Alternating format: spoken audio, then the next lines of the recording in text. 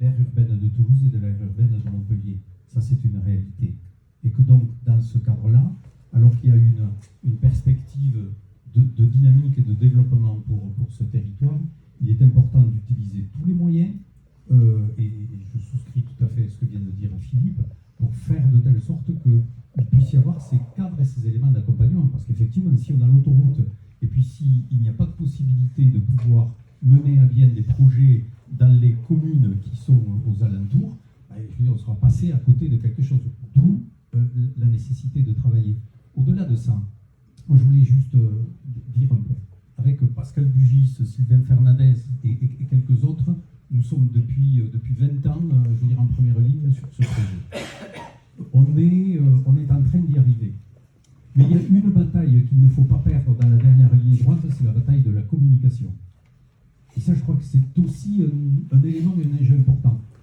J'ai vu, comme tout un chacun, un article dans un grand quotidien du soir il y a quelques jours, et qui n'était pas un article spécialement favorable et positif. Et que dans ce cadre-là, il me paraît essentiel de pouvoir dire, il y a ceux qui braillent et il y a ceux qui travaillent. Ceux qui travaillent, ils sont ici. Et c'est un enjeu et un élément essentiel de pouvoir faire passer tous ces messages relatifs au fait que l'ensemble des élus, des collectivités, les cofinanceurs, avec les consulaires, sont tous en train de travailler pour faire de telle sorte que ce projet puisse aboutir. Ça, c'est le premier point.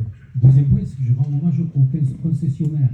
Parce que le projet qui a été retenu est un projet qui n'était pas celui qui était attendu, mais qui est un projet tout à fait intéressant, innovant, et beaucoup insisté sur le fait qu'on est en train de créer peut-être la première autoroute du XXIe siècle sur ce territoire.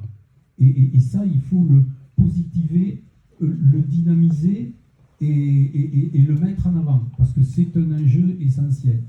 Ensuite, le dernier point, j'en terminerai par là, mais on voit se développer un petit peu partout dans notre pays des éléments de radicalisation autour de tous les projets qui se font n'importe où, et j'allais dire sur n'importe quoi.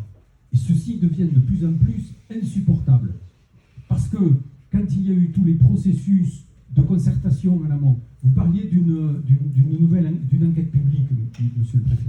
C'est la Xème concertation de toute nature que l'on a eue depuis X années.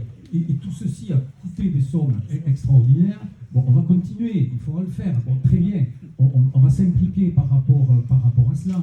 Mais à un moment donné, je veux dire, alors que nous sommes à la phase de pré-réalisation, je crois qu'il est important et fondamental de pouvoir dire ces choses-là pour que on coupe l'herbe sous le pied, si vous me permettez l'expression, à celles et ceux qui sont prêts à utiliser tous les moyens pour faire échouer le projet et à partir d'une vision qui est la leur, qui est de dire ma vérité est la vérité, donc j'utiliserai tous les moyens pour faire de telle sorte que je puisse y arriver.